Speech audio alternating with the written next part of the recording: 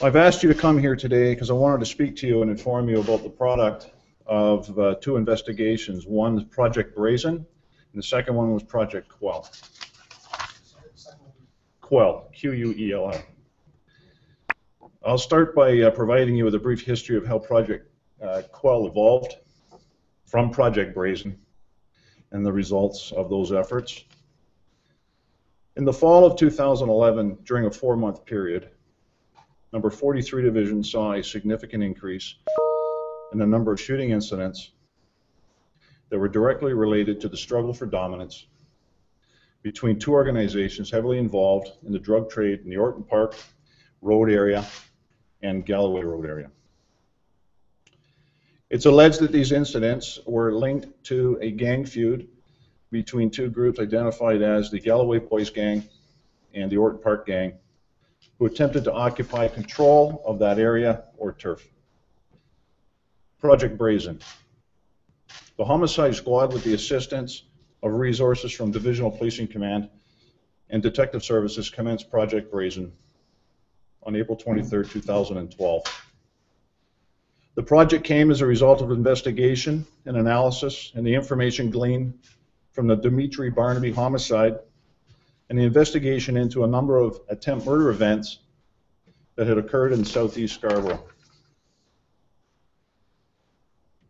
Dimitri Barnaby, at the time of his death, was 24 years of age. On Friday, December 30th, 2011, at approximately 11 a.m., Dimitri Barnaby was in the rear parking lot of 3895 Lawrence Avenue East in Toronto. It was at this time two male suspects came towards the now deceased brandishing a gun. The suspects and the deceased became involved in a physical confrontation, at which time the deceased was shot several times and he succumbed to his injuries. The investigation to date has revealed that Mr. Barnaby, or the Barnaby homicide, was a case of mistaken identity. Investigation also reveals that Mr. Barnaby was not affiliated to either one of these two gangs or groups of individuals. It is the belief of investigators, and it is alleged that the Barnaby homicide and a number of shootings were in fact associated to the escalation in violence between the Galloway Boys Gang and the Orton Park Gang. Project Brazen concluded on the September 22nd, 2012. This project alone resulted in the arrest of 9 individuals who were charged with 54 various criminal code offenses relating to attempt murders, trafficking, firearms, and drug-related offenses. The project was also responsible for the seizure of 5 crime-related firearms. The attempt murder charges stem from the following 4 events. On September 4th, 2011, at 9 p.m., 3 males ranging in age from 18 to 20 years of age were shot in the Domino's Pizza, which is located at 3859 Lawrence Avenue East. All of the males survived their injuries. On November 4th, 2011, at 9 p.m., 25-year-old male was shot at the corner of Firth Crescent and Northfield Road in Toronto. He survived his injuries. Charged with both of these shooting offenses is Adham Kamis, 20 years, and Ramon Williams, 21 years. They're charged jointly with 4 counts of attempted murder, firearm and drug-related charges, and they both remain in custody. These arrests occurred back in September of 2012. On September 2nd, 2012, at 4:30 p.m., the victim, a young person, was in the Chesterley Boulevard area. He was approached by 2 individuals. The young person was shot, and the 2 suspects fled the scene. Charged with this shooting event is a young person, and that young person was charged in September of 2012. He was charged with attempted murder and firearms-related offenses. On September 5th, 2012, a police officer chased a male in the area of the Galloway Public School with the intention of arresting that individual.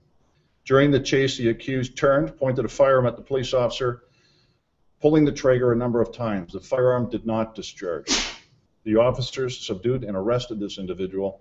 This individual is a young person and is charged with attempted murder and firearm-related offenses. The sad thing in all of this is that the investigation into the murder of Mr. Barnaby remains unsolved. However, my investigators will continue to investigate this murder to determine who is responsible for his death. Project Quell. After consultation with the Scarborough Crown's Office under the direction of Tony Laparco in June of 2013, Project Quell was initiated. Members of Number 43 Division and the Homicide Squad, with the assistance of members of Number 41, 42, and 12 Division, continued to investigate, analyze, and correlate information that was obtained during Project Brazen. It became clear during this project that these two groups were operating as criminal organizations. To date, members of Project Quell identified a number of persons that were alleged to be members of these gangs. As a result of these investigative efforts, I can advise you of the following. The project is in phases. Phase 1, on July 2nd, 2013, 7 members of the Orton Park gang were arrested and charged with 138 various offenses, including drug trafficking and firearm-related offenses, including participating in criminal organization. They are Jediah Drummond, 29 years, 80 charges. Wayne Powell, 20 years, 18 charges. Shaquille Small, 19 years, 13 charges. Lamar Blackstock, 24 years, 2 charges.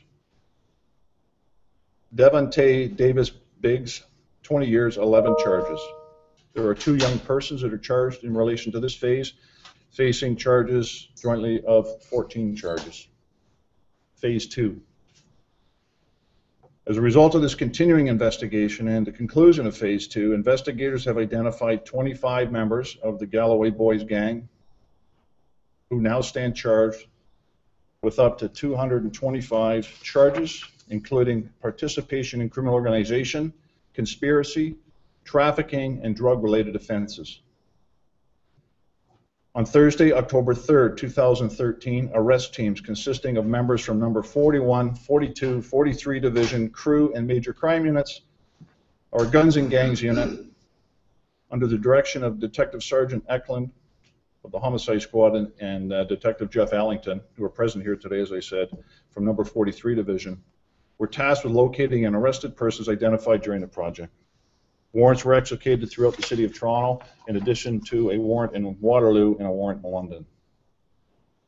As a result of their efforts, 8 of the 16 identified persons who are alleged to be members of the Galloway Boys were arrested and charged with various criminal offenses. Andre Charles, 25 years, 3 charges. Malik Crush, 20 years, 6 charges.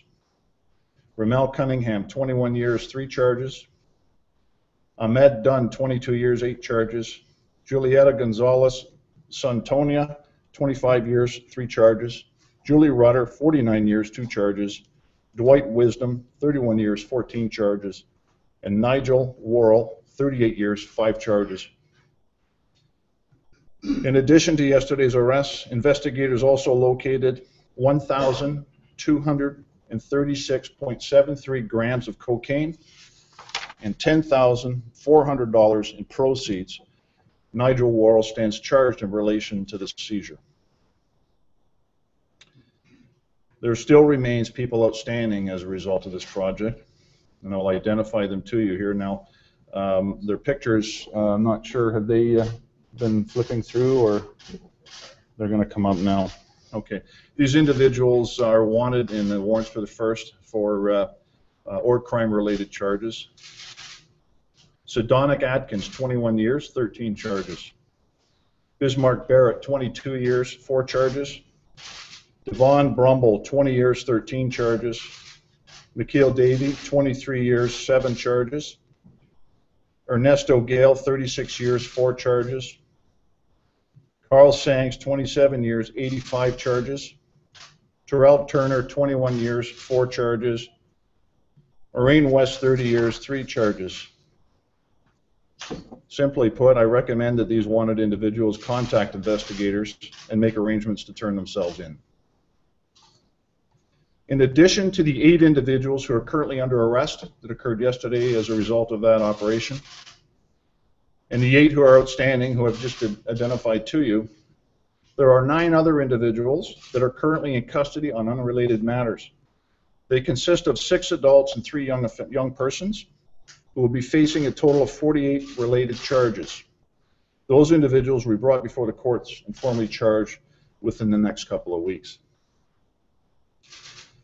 The total arrests and charge count that can be attributed to Projects Brazen and Quell and the hard work and dedication of these 2 investigators with the team that assisted them equates to 41 accused persons that we allege are members of the Orton Park and Galloway boys who stand charged with 417 criminal code related offenses as described earlier. My investigators will continue to investigate, analyze, and correlate information and the evidence to further these investigations and to identify other events that may have been committed at the hands of this group or the individuals that are associated to them. I encourage anyone that has information that may assist us in these investigations to come forward and to contact a member of the Homicide Squad at 416-808-7400 or by contacting Crime Stoppers at 416-222-TIPS. I also encourage anyone that has information in relation to the homicide of Dimitri Barnaby to come forward and provide this information to the officers in charge of these projects so that this investigation can be brought to a successful conclusion. As I said earlier, Detective Sergeant Dave Eklund, he can be reached at 416-808-7400, extension 77423. And Detective Jeff Allington of number 43 Division at 416-808-4300. Your information is extremely valuable to us, and we'll do anything in our power to ensure your safety and your security. Without your cooperation and the cooperations of the members of our communities, these violent offenders will continue to victimize them and their communities, impacting their overall sense of safety and security where they live and where they work.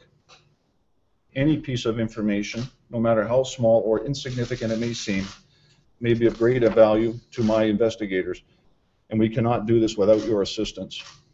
Again, I thank you for attending here today to carry this message forward to the members of our communities. I will attempt to answer any questions. However, as I stated before, these charges are currently before the courts, and I will not get into the fabric of these investigations or the minutiae or details of the evidence. George Janice from CP24. Yes. In the days and weeks and months after Project Travel, there was a lot of, after a lot of arrests were made and the announcements were made here, a lot of community outreach that was happening within the Somali community. Is there a similar kind of thing happening in the wake of all these arrests within this neighborhood and the gang culture there?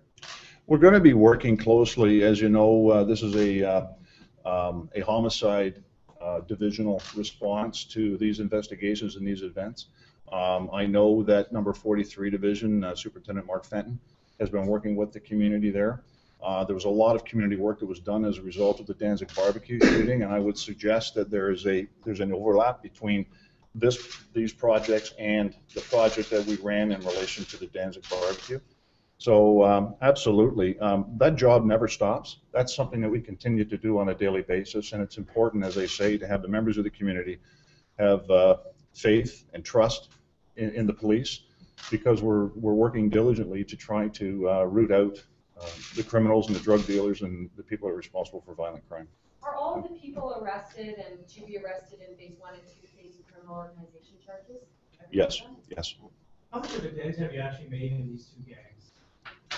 Well, I would suggest that the numbers that I speak of today, in addition to the numbers that we brought in as a result of the Danzig homicide shooting or murder, these numbers are significant, and I could say that the impact would be huge.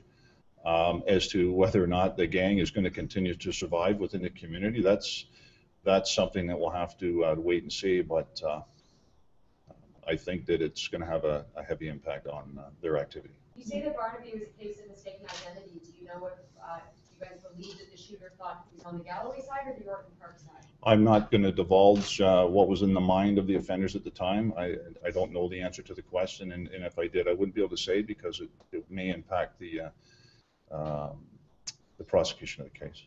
Are you alleging that there might have been a leadership struggle as a reason, as a motive for Barnaby's?